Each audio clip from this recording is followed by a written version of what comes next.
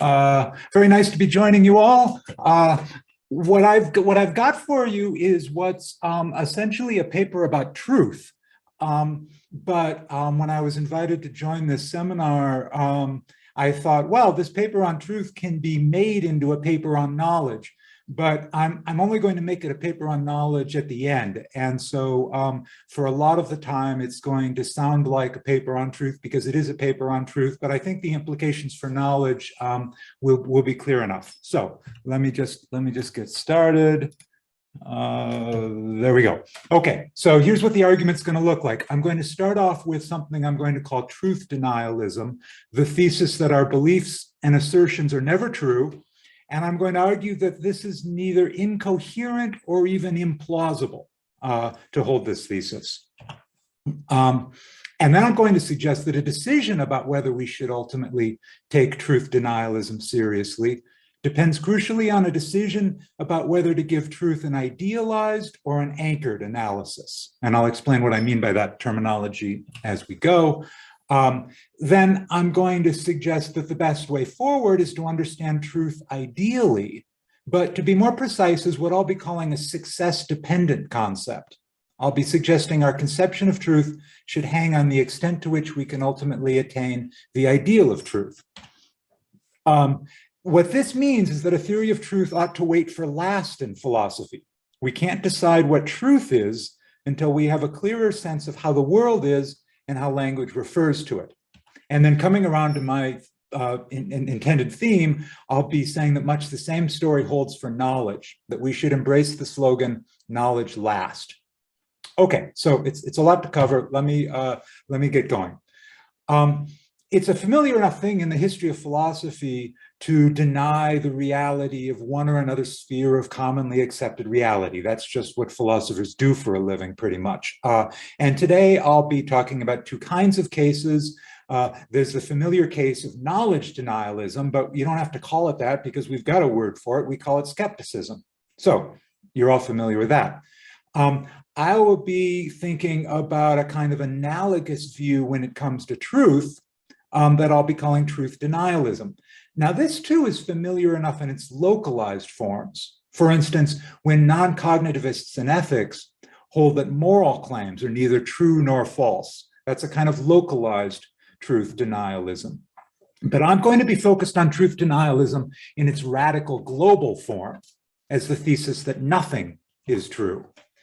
It's interesting that this thesis, although in some sense it's a totally obvious thought, even so, it's nearly unprecedented in the history of philosophy, and this might make you suspicious of it.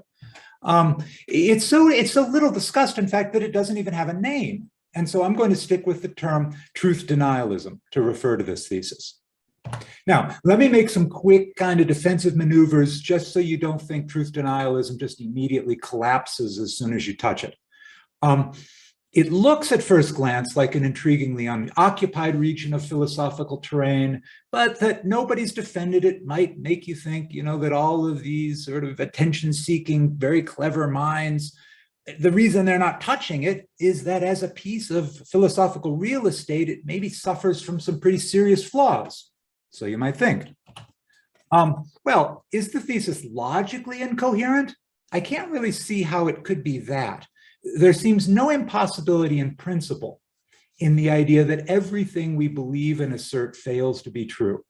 Even if we're quite confident this isn't our situation, it seems on the face of things that there could be a population elsewhere in the universe for whom this is the case. So might we be that population and never know it? I can't see that there's anything logically incoherent about truth denialism as a possibility. Now, more worrisomely, clearly, is that the thesis might be self-defeating. But I think it needn't be self-defeating. The truth denier can accept that truth denialism itself is not true. The truth, I mean, you got to say that, of course, to stop yourself from the immediate incoherence. The truth denier might coherently maintain the thesis, nevertheless, on the grounds that there are good arguments for it. Now, there's a lot more that would need to be said here if I were dedicating myself today just to talking about truth denialism. Something would need to be said about what constitutes a good argument in a context in which you've given up on truth. Something would have to be said about what counts as maintaining a thesis in a context in which you've given up on truth. But I think these things could be done. I don't think the problem with truth denialism, it lies here with the risk of self-defeat. It takes a lot of clever work to make it fly, but I think that could be done. That's really, though, not what I'm interested in today. So I'm going to set that aside. If you want to ask me about this, I'm happy to say more, but I'm not going to say much more about this issue of self-defeat. Let me turn instead to some quick gestures toward motivating truth denialism. And I'll say a little bit more about this later, but I sort of want to gesture toward why someone might want to take this seriously. There are various kinds of families of arguments that are familiar in a localized context, but that could be stretched and expanded and kind of yoked together to yield the big thesis of truth denialism. So for instance, there are views about the failure of language to have meaning. And here you might in particular think of the various old forms of empiricism, whether you go back to Locke or Hume or Berkeley, or you look at 20th century logical positivists. There's all sorts of views out there on which large stretches of language fail to have meaning, famously in religious contexts, metaphysical contexts, ethical contexts. So to sort of imagine this as becoming truth denialism in general, you just have to sort of imagine extending those out into all of language. Then there's worries about failures of reference, like Russell's example, the present King of France is bald. Someone might argue that language systematically falls prey to this sort of difficulty, presupposing the existence of entities that do not exist. And I'll say more about this path below, but it's easy enough if you're familiar with recent work in metaphysics to imagine a highly parsimonious metaphysics that heads down this path. The metaphysics just doesn't provide the resources for language to have reference, and so language ceases to be true. Finally, failures of determinacy in the vicinity of vagueness. So think of a different sentence here. Mohammed VI, the king of Morocco, is bald. If you look at a photo, that sort of looks kind of vague. And there are those who think this sort of vagueness creates massive problems for linguistic meaning. Obviously, any one of these 3 points is a massive topic in its own right that could take a whole, semester-long seminar to explore. I'm just gesturing toward these. But again, I'll say more about the second one in a little bit. But let me move on. Now, clearly, the whole subject depends critically on how we understand truth. And the most fertile ground for the truth denialist is going to be truth realism, a realistic theory of truth. Goes back to Aristotle, if not farther, who famously expresses it as the doctrine that the truth is saying of what is that it is. Now, I don't think it's helpful to think of this as the correspondence theory of truth. People talk that way, and that's in the vicinity, certainly, of what I mean to be gesturing toward here. But talking that way risks making truth denialism all too easy to defend, because it's just, if you're insisting on correspondence, it's just so easy to generate worries about whether we really get a correspondence between language and reality. And there's a line in the novelist Richard Flanagan's book, "There are words and things, and ne'er the twain shall meet." And I think that gives you the sense of how, if you really insist on some sort of robust correspondence, truth denialism is not at all a surprising result, really. But I think that just shows that term correspondence is really not very helpful, and we want something a bit looser than that. Obviously, there's a vast literature on what truth realism is, and I'm just going to content myself with the admittedly pretty lame description of it as the thesis that true propositions show us reality or represent reality. Again, these are massive issues, and I don't pretend to be saying anything very helpful about them, but I'm sort of gesturing toward the territory I'm interested in. All right, with those quick moves on the table, I now want to offer you a kind of picture of the territory that I'm eventually going to take from the sphere of truth and apply to the sphere of knowledge. So you can, if you like, be thinking ahead as to how this is going to work in the knowledge case. But in the truth case, I think we can think of truth denialism as occupying one corner of a triangle. And it's a triangle that runs all through the history of philosophy. And I'll give you a couple of examples in just a minute. It runs all through the history of philosophy, and it forces a choice between claims in three different domains, my three corners of the triangle. So one corner is the domain of truth, where we decide which sentences count as true. A second corner is metaphysics, where we decide what there is in the world.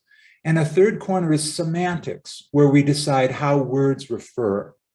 And views in these three areas are in tension in ways that very often something's got to give in one corner or another. Let me give you some examples that I think will help make clear what I have in mind. And so if you know anything about the kind of stuff I like to work on, you won't be surprised that I'm picking a medieval case to start with.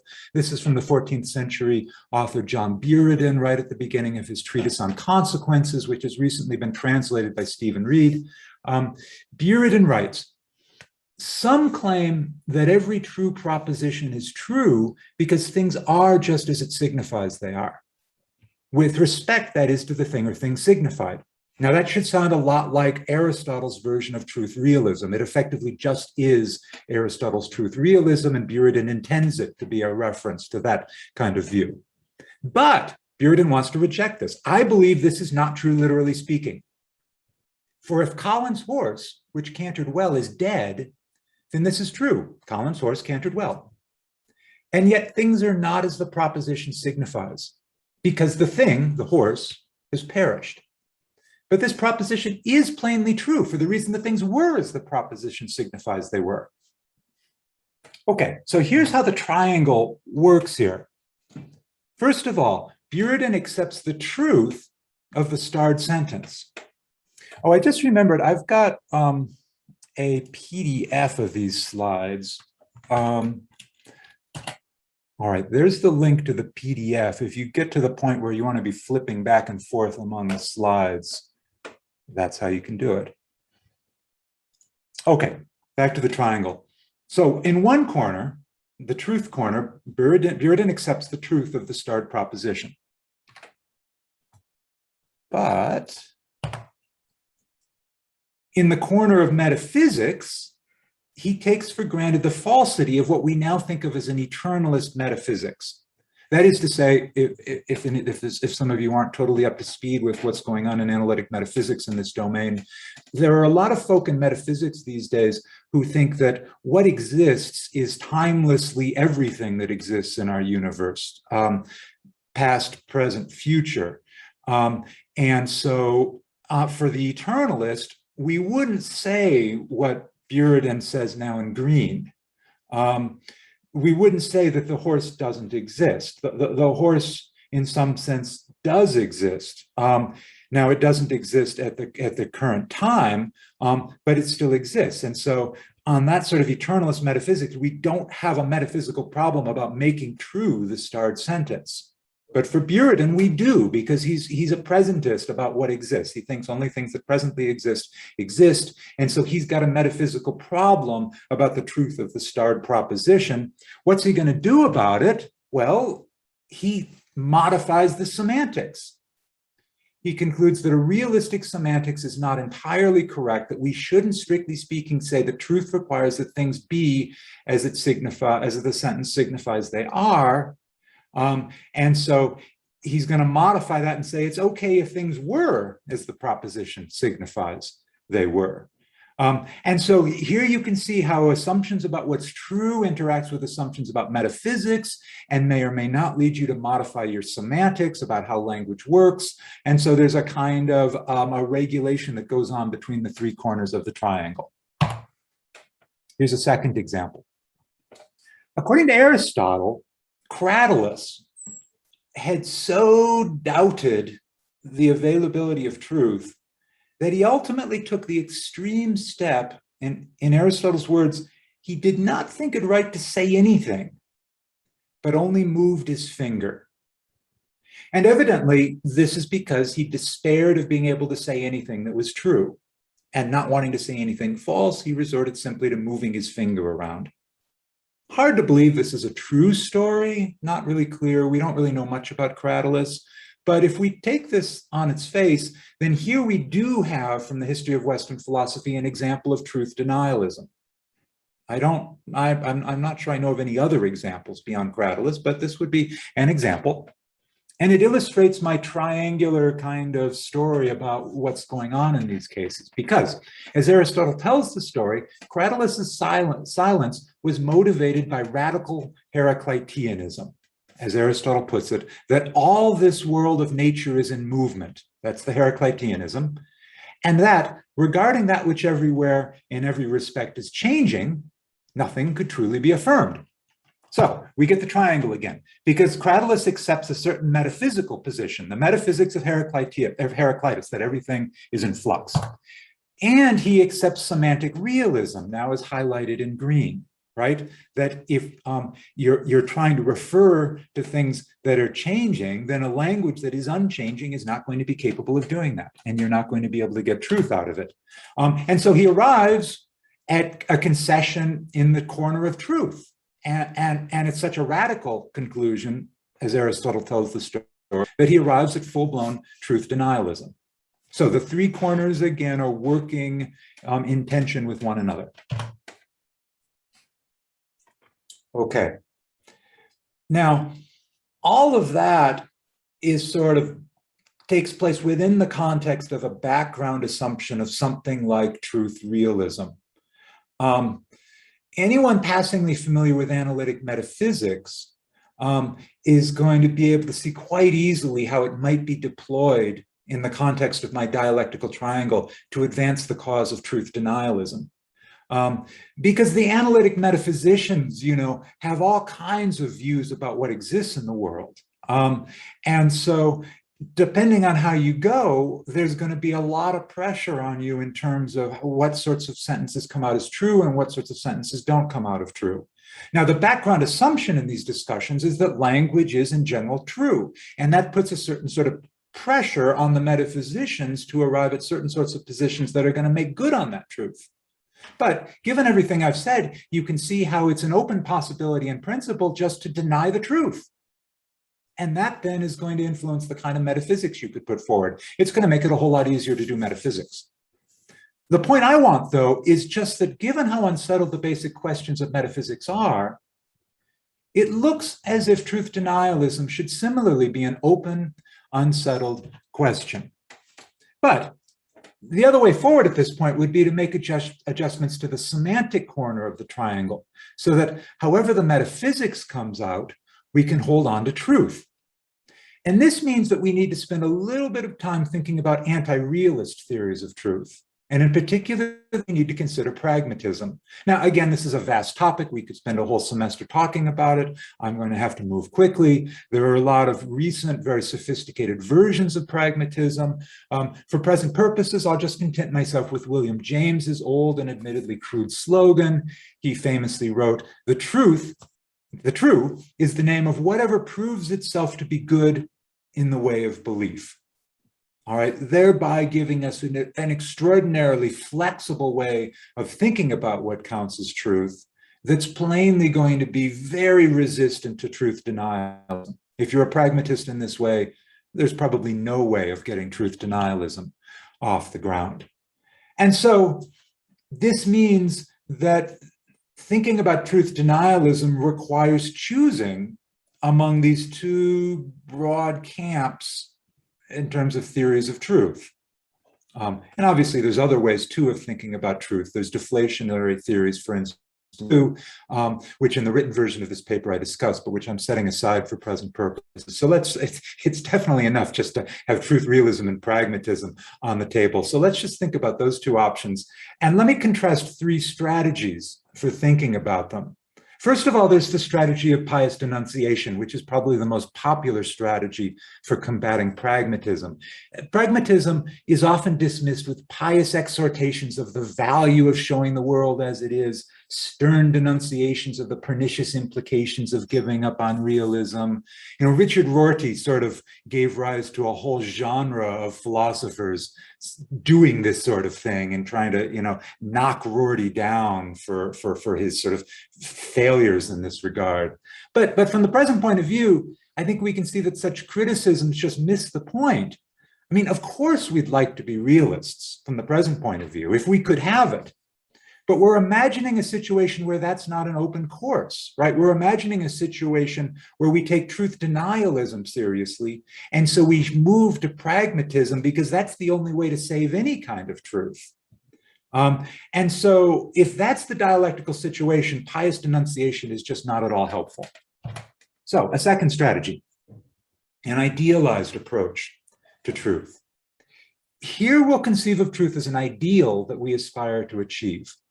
And this sort of approach is natural to take toward a concept like justice. For most of the history of philosophy, or so I've argued, this is how knowledge was understood. When you conceive of truth along these lines, it's natural to define it in terms of what we ideally aspire to in our assertoric judgments. And this would presumably lead us toward an ambitious form of truth realism. So you kind of think in thinking about truth in this way, you're sort of asking yourself, what do we really want out of language? What are we after when we make assertions about the world? And we think that sort of ideal case is what we're going to count as truth. It's a well-suited approach to normative concepts. Because the whole sort of story about what's going on presupposes that, well, this is something we're aiming to achieve, something we aspire to, something we're holding ourselves accountable for. And I think that makes it well suited to truth, because the truth is plausibly thought of as a norm for inquiry and belief. But in our context, in the dialectical context I'm describing, the approach runs the obvious risk of making the concept in question so demanding as to lie beyond our present capacities. Hence, truth denialism looms.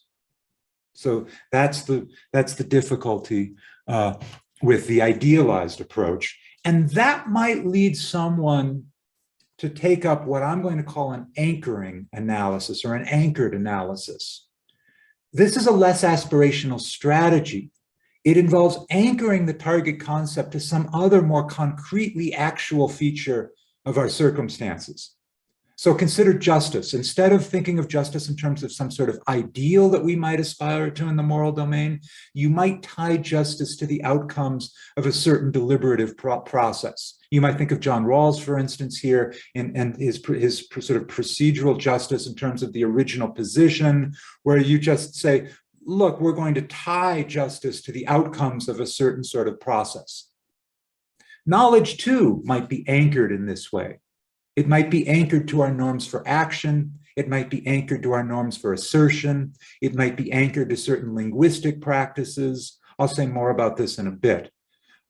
Color might be anchored in this way. And I actually think this is a very plausible approach to thinking about color, that we just say that what the colors are the things that we grasp through visual experience.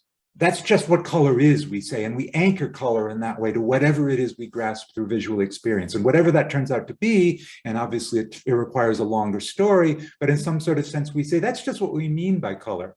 And on that sort of approach, it's not plausible to say that there is no color, because we've anchored color to a phenomenal experience of a certain sort. And we say that's just what the colors are, the deliverance of that sort of experience. So as long as you think there are experiences of that sort, you're going to get colors. And I sort of am lingering over the case of color because I think it's a useful sort of way to see the payoff of an anchoring analysis. It allows you to just put in question the kind of denialist strategy of saying maybe there are no colors. And you can do that with knowledge, you can do it with all sorts of moral concepts, and you can do it with truth. If you do it with truth, then you'll presumably anchor the truth to certain features of our assertoric practices. And William James is the sort of the most famous proponent of this sort of approach, where you just say that the truth is that which works well for us when it comes to belief and assertion. That would be a very sort of flexible way of anchoring what counts as truth. All of this points toward anti-realist pragmatism, then, this whole anchoring approach. It saves us from truth denialism.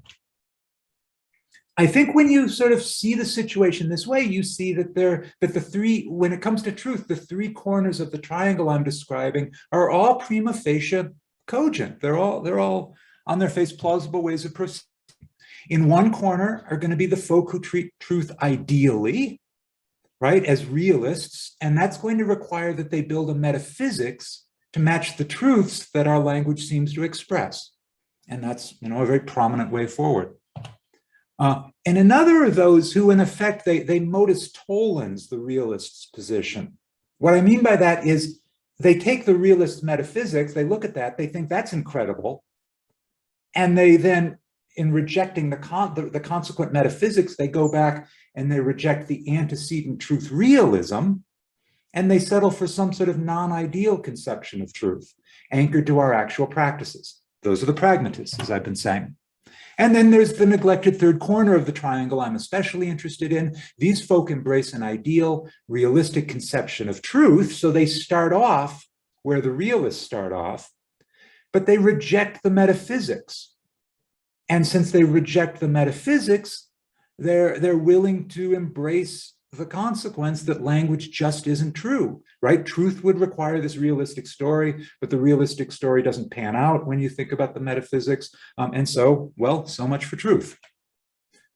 What's going on with this third corner is the kind of choice between modus ponens and modus tollens in the first two corners just doesn't arise because the truth denialists deny that we're dealing with truth sentences at all. We just don't, so we don't have to choose between the modus ponens direction and the modus tollens direction. We just say, yeah, this is what the truth would require, but we don't have truth, and so we don't have to commit ourselves to the realistic metaphysics. And it's a prima facie coherent position. But nevertheless, I think all three corners go wrong, and I'm just about done with what I want to say about truth, and I'm about ready to move on to knowledge, but let me quickly explain. All three corners go wrong. First and foremost, truth denialism goes wrong because it picks the wrong starting point. It starts with an assumption about what truth is. It starts by thinking of truth as requiring meeting a certain sort of ideal, that it show us the world in a certain sort of robust way. And then when it finds that that ideal isn't satisfied, it just shrugs and says, so much for truth. That's the wrong starting point, I'm going to argue. The other two corners, though, are equally problematic. The realist is also starting out with this idealized conception of truth and then labors to construct a metaphysics that'll make good on it. The anti-realist pragmatist doesn't start there. Rather, the anti-realist pragmatist starts by despairing of metaphysics, which is, not unreasonable perhaps, but right away, that leads the anti-realist pragmatist to give up on realistic truth. And then they have to tell their sort of pragmatist story about how we're going to hold on to truth anyway. My view, though, I'm going to say this now about truth, and then in 10 minutes or so, I'm going to say the same thing about knowledge, just to warn you. My view is that the truth is too valuable as a normative concept to get treated in this way. It shouldn't be held hostage to esoteric, unsettled metaphysical or semantic theses. The truth lies right at the heart of an extremely important normative framework for us, in which we care deeply about getting at the truth. We hold other people accountable for the truth. We blame people for not taking the truth seriously enough. And in the contemporary context, it'll be obvious to all of you how much this matters. We need to safeguard, we as philosophers ought to be concerned about safeguarding that framework as best we can. We should think of ourselves not as at the start decreeing what's required for the truth, but as working towards some understanding of what the truth requires, without presupposing from the start a certain conception of it. When we presuppose from the start a certain conception, we render it vulnerable to refutation or to adulteration. We set ourselves up for truth denialism. And that's a disaster. That's, conceptually speaking, a disaster. Instead, what we ought to do is we ought to think of truth as a success-dependent concept. We shouldn't think of it as a purely ideal concept where we just set the ideal and we say, okay, that's where we've got to get to. Nor should we think of it as an anchored concept, but rather a success-dependent concept, by which I mean a concept that depends for its analysis on our identifying the correct degree of idealization for beings such as us in the world we live in. So in effect, I want to hold on to the idealized approach, but I want to say something that I think, was obvious all along, that, well, we're not going to be able to have the sort of extreme perfect ideal. We're going to have to calibrate that ideal in a certain sort of way. And I want to offer the notion of a success-dependent concept as a way of telling the story about how this calibration works. So, yes, the truth is an ideal. That's the right sort of family of analysis. But if it's to serve as an ideal for us, then it needs to be calibrated to the capacities of our language for describing this world. So we've got a lot of work to do in semantics. We've got a lot of work to do in metaphysics. We don't understand either side, either of those two sides of the triangle nearly well enough. We're still miles away from a clear understanding of them. And until we do that, we need to withhold judgment about exactly how we're going to calibrate truth in a way that's going to get us sort of the right concept for creatures like us. So given the cultural authority and the power of the normative ideal of truth, we shouldn't give up on truth. Truth denialism is the worst of our options, but nor should we embrace any sort of quick realism, pragmatism, deflationism. We need to keep working patiently toward an understanding of what the truth is. And as someone who spends a lot of time thinking about the history of philosophy, let me stress the kind of patience that may be required. I'm saying Aristotle came along 2 millennia too soon, 2 millennia plus too soon in his attempts to understand truth. We may still be millennia away from understanding the nature of truth, but we should be patient. Finally, knowledge. Pause for a second.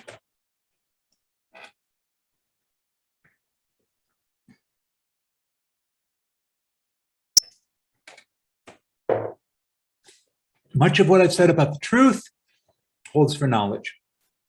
Here, of course, as I said already, we've got a familiar name for knowledge denialism. We can just call it skepticism. Now, it may have occurred to you that pretty much any account of knowledge is going to have truth built into it. And so there's a sense in which, obviously, the things I'm saying about truth also hold for knowledge, since truth is a constituent part of knowledge. But I want to focus on the more sort of familiar worry about knowledge that comes from the side of justification, and think about skepticism in its usual context as a sort of a skepticism that arises from doubts about justification. And here we need to think about a different kind of triangle. And here the corners of the triangle are going to be, first of all, one's theory of justification. Second of all, one's story about the available evidence. And then third of all, one's account about what we know. So in one corner, analogously to the story I've been telling about truth, in one corner, we're going to have those who have a high standard for justification and think they can be met. This is the view analogous to the realist position in the previous triangle. Think here, for instance, of classical foundationalists, who think that you can have some sort of self-evident first principles, and you can have some sort of deductive sort of moves being made from the first principles, and we can get all our knowledge in that way. Maybe nobody thinks this anymore. Maybe since Descartes, it's been a doomed enterprise, but it's a kind of a touchstone of a way of thinking about epistemology. In another corner are those who think that these high standards can't be met. And so, running the inference in the other direction, they conclude that the standards for knowledge must be lower. This is the analog to the pragmatist anti-realist sort of view. And here, reliabilism is a familiar sort of example, right? These folks despair of classical foundationalism or anything remotely like classical foundationalism. But do they embrace skepticism? No.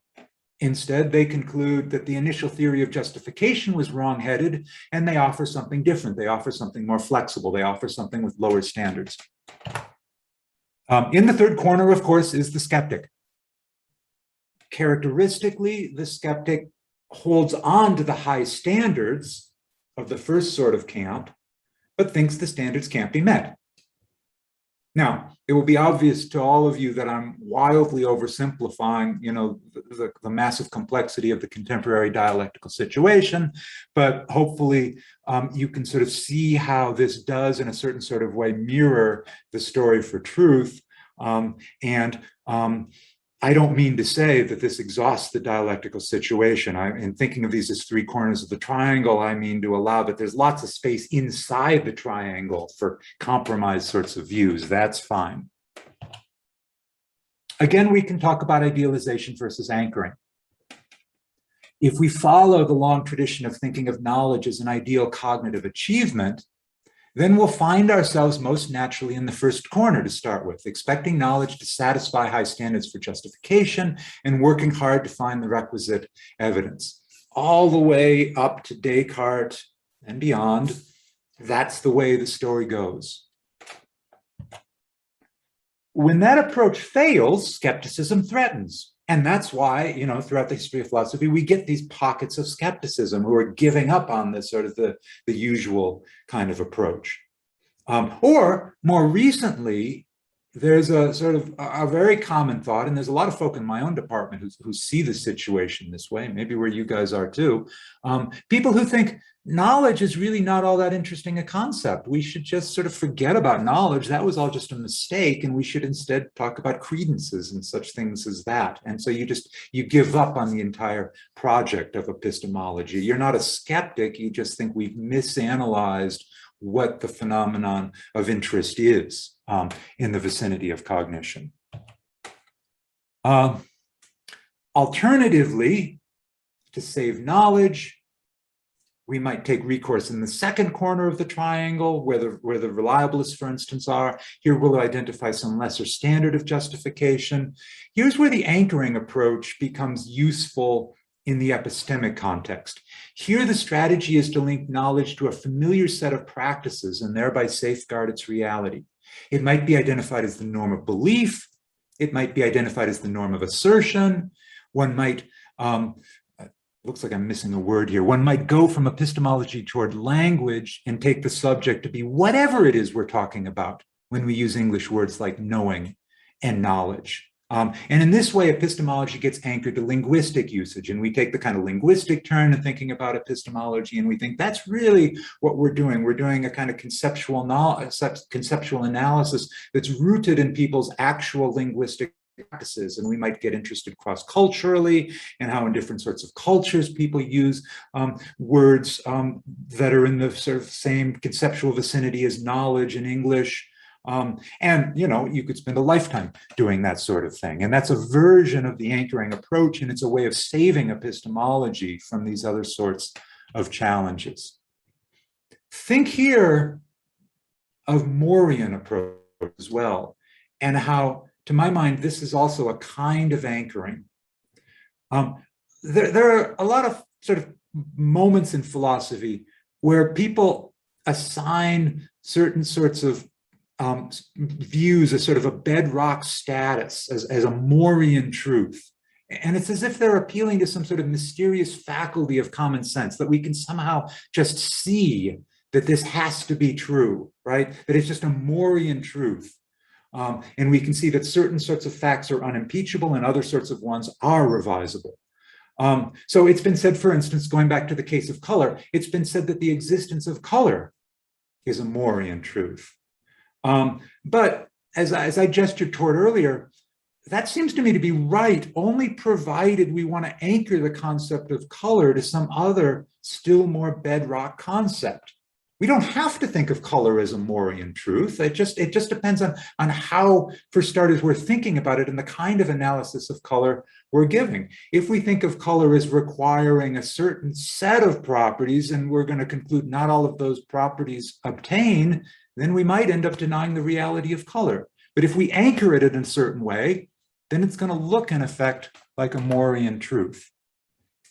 Similarly, going back to the case of truth, it might be thought of as a Morean fact that our language is largely true.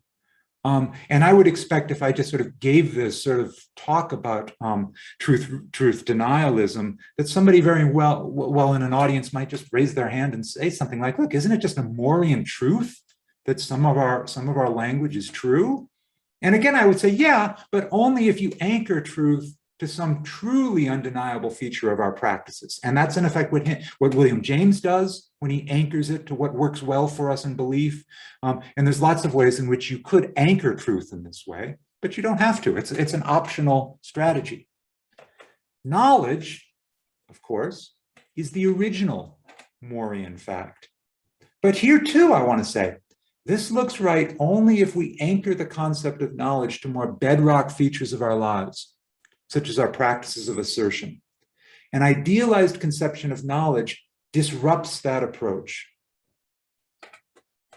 And so I want to insist now on the appropriateness of the idealized approach against the anchoring approach.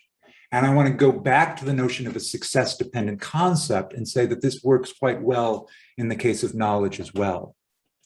So first, idealization is the better strategy than an anchored approach when it comes to knowledge, for the same sort of reason that we saw before, because we should hold on to the idea that knowledge is a normative concept.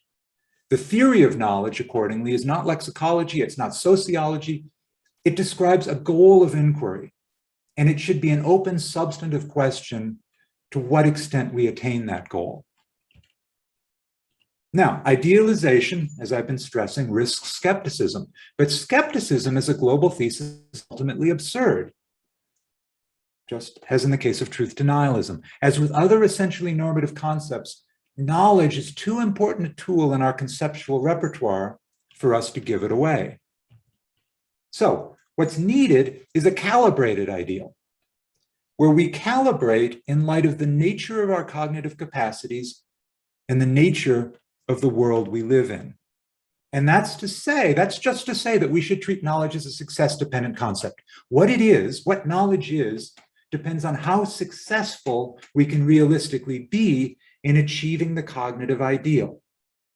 So we're not going to be able to offer a substantive analysis until we get to the point of understanding the extent to which we can be successful in grasping the world. And as you can see, hopefully, this takes me to the view that we should save knowledge for last. That flies in the face of how epistemology has been very often conceived. It's natural to think of epistemology as a foundational subject in epistemology, and traditionally, this has been so in a methodological sense. The idea is, first you define knowledge as the goal of inquiry, and then you apply yourself to that goal in the various domains of inquiry. And this is how, people teach philosophy 101. This is how historically people have sort of thought of the development of philosophy as a discipline. You begin with a kind of epistemological, logical stage in which you're defining the goals of inquiry. And then once you've got that sorted out, you actually go to work and you achieve those goals. That's the traditional approach. More recently, the concept of knowledge has been conceived as a basic that should be constituent from which we begin to analyze other concepts like assertion, belief, and evidence. And this is known after Williamson as the knowledge first sort of project in epistemology. I'm not entirely sure to what extent what I'm saying is completely flies in the face of that approach, but it's definitely in broad spirit what I'm suggesting is something quite different. What I want to say is that if knowledge is a success-dependent concept, then we've got a bare kind of understanding of what it is. And it might be able to be used in understanding other concepts up to a point. But even so, we won't be able to understand knowledge in substantive detail until we know how to calibrate that ideal. And that means that a theory of knowledge has to wait. It has to await more progress in metaphysics, more progress in cognitive science. Until we know what we can reasonably be expected to achieve in the cognitive sphere, we won't know what knowledge is. And that's the end. Thank you.